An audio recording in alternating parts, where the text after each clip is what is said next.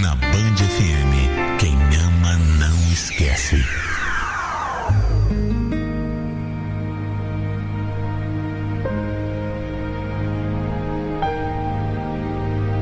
Mesmo nos momentos mais difíceis das nossas vidas, Deus não nos abandona. Por mais que em determinadas situações a gente ache que Ele simplesmente esqueceu da gente, pode ter certeza, Ele sempre está olhando por nós. Eu carrego um luto que eu sei que nunca vai passar. Uma ferida que nunca vai cicatrizar por completo. Uma dor difícil de suportar. Mas quando eu achei que não teria mais forças, Ele me mostrou que eu era muito mais forte do que eu imaginava. Tudo começou quando eu conheci o Henrique há muitos anos. A gente se apaixonou de cara, até porque a gente era muito parecido em tudo. Mesmos gostos, mesmos desejos, mesmos sonhos e até os planos eram iguais. Desde o primeiro dia eu sabia que seria com ele que eu passaria todo o resto da minha vida. Nós namoramos, nós noivamos e casamos. Tudo como manda o figurino. E depois de algum tempo casados, nós decidimos que já era hora de realizar o nosso maior sonho, o de ter um filho. Foi assim que depois de alguns meses de tentativas, eu engravidei do Caio. Foi uma alegria, assim, sem tamanho para todo mundo. Eu e o Henrique éramos filhos únicos, então imagina só como é que as famílias ficaram. Os avós não paravam de babar. A gravidez foi tão tranquila, foi tão gostosa. Eu não tive enjoo, não tive azia, dor, absolutamente nada. Nada do que a maioria das mulheres tem. Eu dizia que aquela era uma gestação abençoada demais. E era mesmo. Foi assim durante os 9 meses. O parto também foi incrível. Foi normal, do jeito que eu queria. Tanto eu quanto o Henrique nos descobrimos pais. A gente tinha medo, claro que tinha. Mas a gente levava jeito pra coisa, sabe? E também a gente estava tão alucinado por aquele bebezinho que nem as intermináveis noites sem dormir cansavam a gente. Os anos foram passando maravilhosamente bem. O Caio era um menino de luz, sabe? Bonzinho, amoroso, inteligente. Nossa vida só não estava completa porque a gente ainda queria ter um outro filho. Então, quando o Caio tinha 5 anos, a gente se sentiu pronto para encomendar o segundinho. Dessa vez, não foi tão rápido assim. Os meses iam passando e nada da gente conseguir. Mas também a gente não estava tão apressado assim. A gente sabia que na hora certa esse bebê chegaria. Bom, agora eu entro na parte da história que as coisas ficam feias. É muito difícil para mim até hoje falar sobre isso. Durante muito tempo foi até impossível falar. Mas hoje eu ainda consigo dividir o que eu passei. E o que eu passei, mãe nenhuma deveria passar. Jamais. Quando Caio tinha quase 6 anos, nós descobrimos que ele tinha uma doença que era muito grave. Ele começou a se sentir muito mal, muito fraco, não conseguia comer. Perdeu a força para tudo e depois de tantos exames que a gente precisou fazer, a gente soube que ele tinha uma doença grave. E não era só isso. Essa doença, além de grave, ela também era terminal. Um menino de 6 anos. O nosso filho de 6 anos estava em estado terminal da vida dele. Me perdoe. Eu não consigo entrar em detalhes porque é uma fase dura para todo mundo. Um dia o Caio era um menino saudável, era um menino forte, e no outro ele estava doente. Foi avassalador. O meu filho não suportou nem 4 meses dessa doença. Você não pode nem imaginar o que é ver o seu filho de 6 anos definhar até morrer de forma tão rápida. Sabe?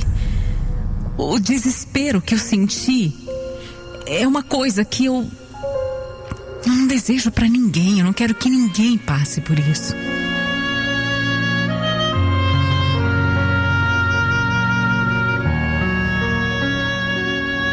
Eu não sei como seguir em frente, Fabiola. Eu não sei, eu não consigo ter força. Não tem jeito. A minha vida, pelo menos, acabou junto com a do Caio. Por que é que Deus fez isso com a gente, hein? Por quê? Deus? Deus?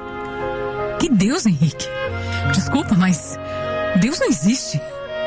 Não tem como dizer pra uma mãe que perdeu o filho que Deus existe. Deus não existe coisa nenhuma. Olha aqui. Olha, meu amor, a gente precisa ser forte. Eu preciso ser forte, você também. A gente não pode perder a fé. A gente não pode perder a fé na vida. Nunca.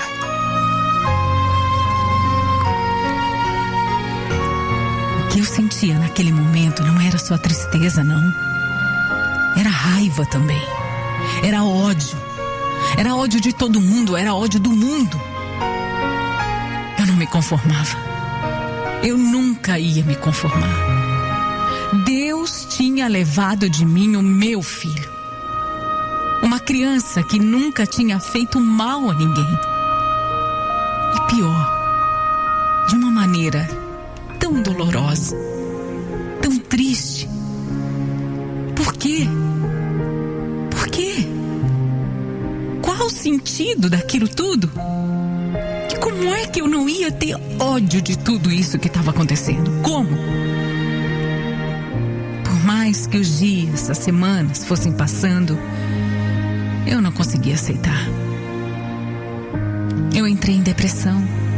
Eu não queria saber de nada.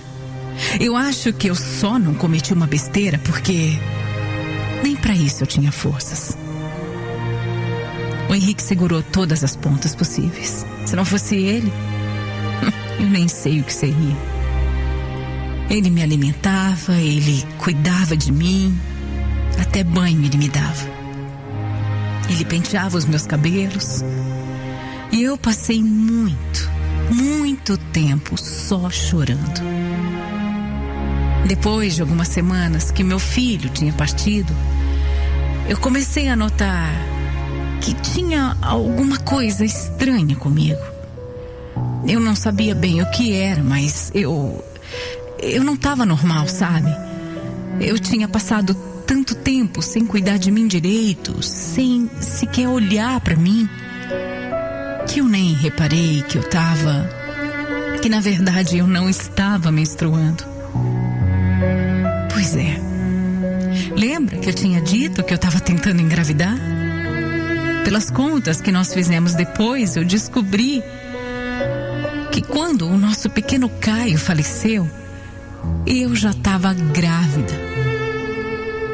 Mas eu andava tão perturbada com a doença dele que eu nem pude perceber isso. Depois, logo em seguida, veio a depressão e aí eu não notei nada mesmo. Eu não quis comentar com o Henrique na hora. Mas eu fui na farmácia, eu comprei um teste, eu fiz aquele teste implorando para dar negativo. Implorando. Mas positivo.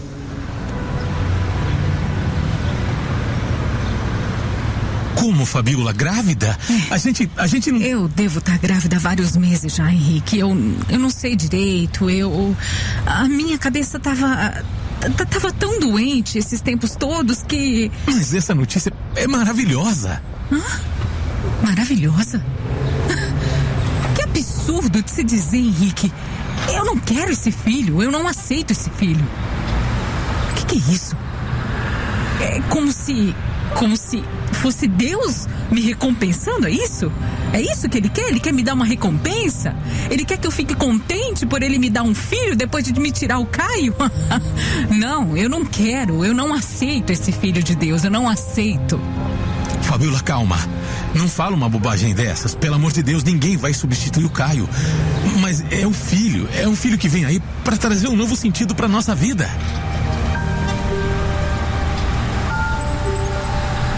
Eu não aceitava mesmo. Eu achava aquilo, sei lá, uma afronta. Era isso que eu pensava. Eu não queria um outro filho, eu não queria nada. Eu só queria o Caio de volta. Eu reneguei tanto aquela gravidez, tanto, que nem exame pré-natal eu queria fazer. O Henrique implorava para me cuidar. Eu não estava nem aí com isso. Eu não queria me cuidar, eu não queria saber da gravidez, eu não queria nada, eu nem queria estar ali.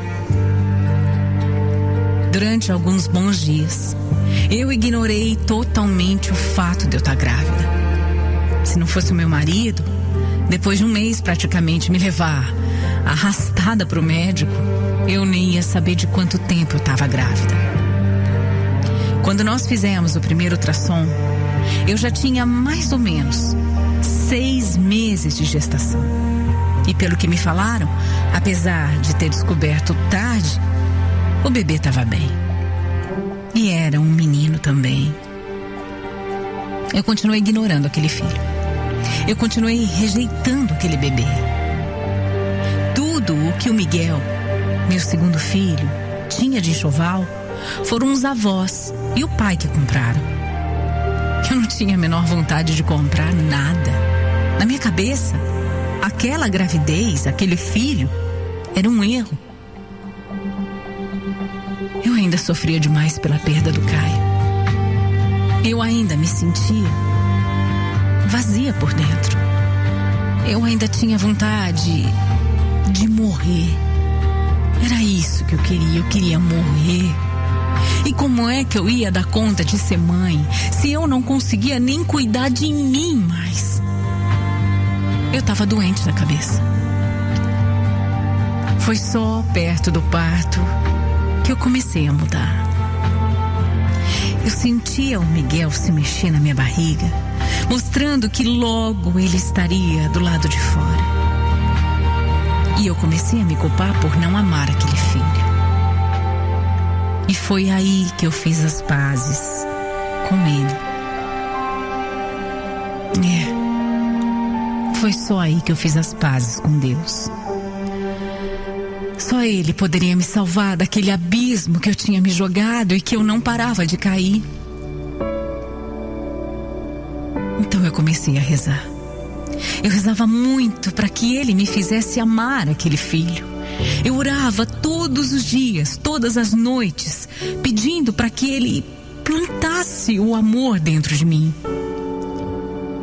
Eu pedia para que Ele plantasse o amor de mãe dentro do meu peito. Eu tinha medo de não amar o Miguel.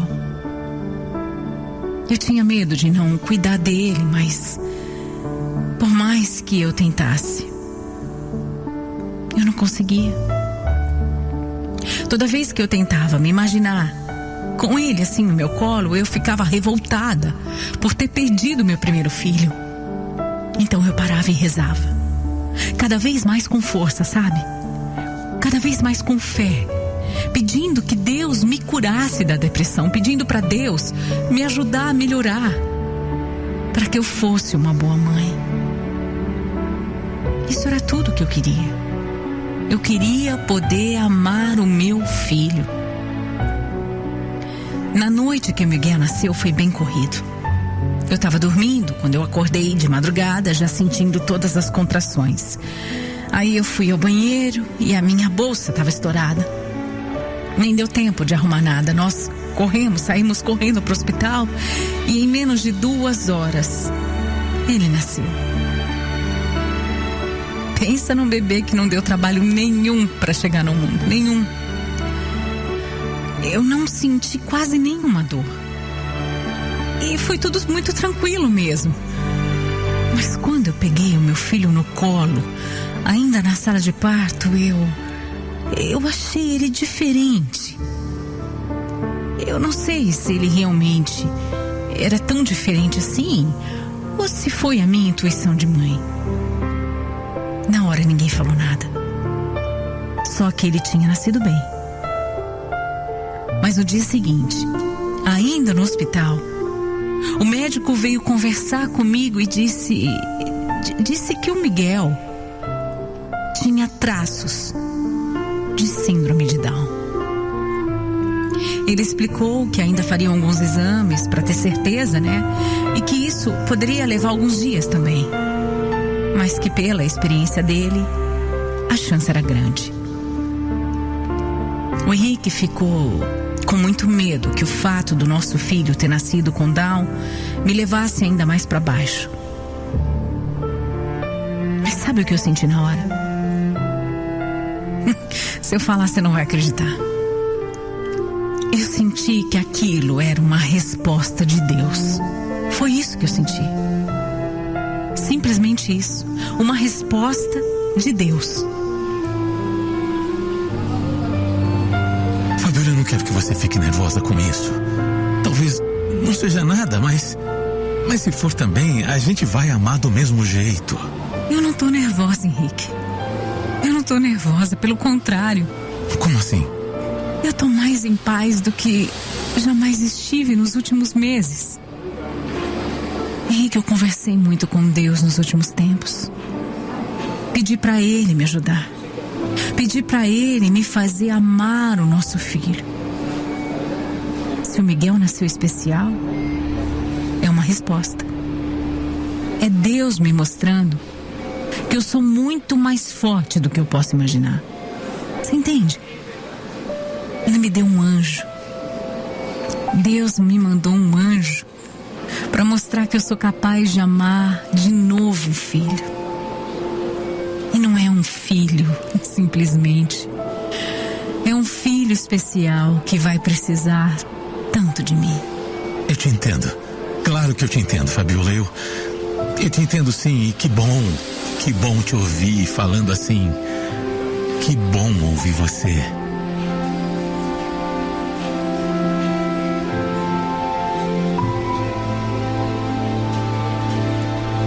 Eu sei que pode parecer estranho me ouvir falando assim, mas eu sabia que não era uma coincidência, que não era um acaso. Eu tinha tanto medo de não amar o meu filho, de não superar a morte do Caio, que Deus justamente me enviou um anjo para me mostrar que eu sou muito mais forte do que eu imagino e que no meu coração tem tanto amor para amar esse filho. Deus me enviou uma criança iluminada, mas não para ocupar o lugar que um dia foi do Caio, mas para ter o seu próprio lugar e me ensinar a ser feliz de novo. Com o Caio, eu descobri o que era amor de mãe pela primeira vez. Mas agora com o Miguel, eu descobri tudo o que uma mãe é capaz de fazer por um filho. Ele tem síndrome de Down. Ele tem, sim. Mas é a criança mais amorosa, a criança mais carinhosa, mais inteligente que eu já vi. Só o Miguel conseguiu me devolver a paz e a felicidade. E eu tenho certeza que foi a minha fé em Deus, naqueles dias de tantas angústias, que trouxeram meu menino assim. Exatamente desse jeitinho, para me ensinar tanto sobre a vida. Eu tenho muito orgulho do meu filho.